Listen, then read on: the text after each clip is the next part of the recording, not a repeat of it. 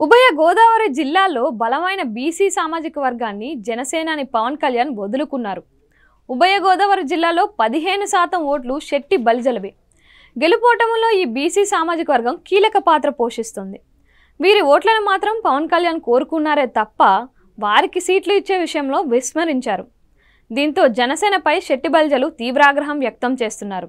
కులాలను కలిపే పార్టీ తనదంటూ ఆ మధ్య శెట్టి బలిజలు అలాగే బీసీ కిందకు వచ్చే గౌడలతో పవన్ కళ్యాణ్ సమావేశమైన సంగతి తెలిసిందే.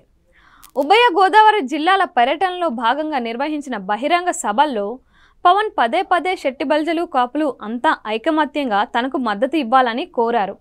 ఆ రెండు కులాలు ఎప్పుడూ రాజకీయంగా కలిసి నడవని తెలుసుకునే పవన్ ఆ మాట అంటూ వచ్చారు.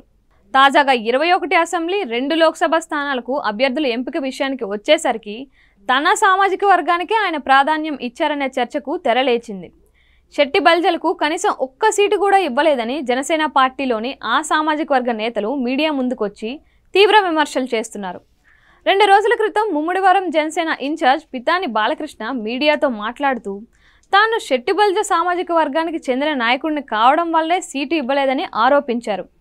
అలాగే జనసేనాని 2 ఏళ్ల క్రితం వారాహి మీద నుంచి ప్రకటించిన మొట్టమొదటి సీటు పితాని బాలకృష్ణదే కావడం గమనార్హం.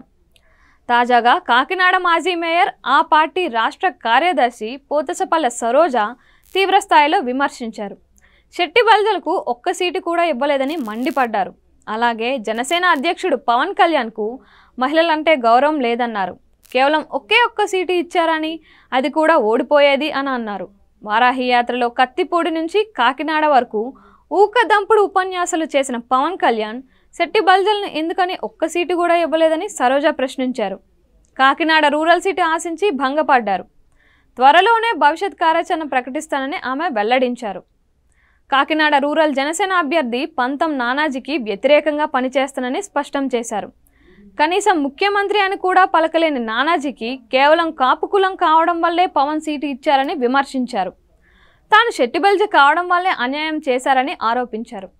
శెట్టి బలిజకు ఒక్క సీటు కూడా ఇవ్వకపోవడంతో వారంతా జనసేనకు వ్యతిరేకంగా పనిచేయడానికి సిద్ధమైనట్టు కనిపిస్తోంది. పవన్ చేజేతిలో 15% ఓట్లను పోగొట్టుకోవడానికి రెడీ కావడంపై చర్చ జరుగుతోంది.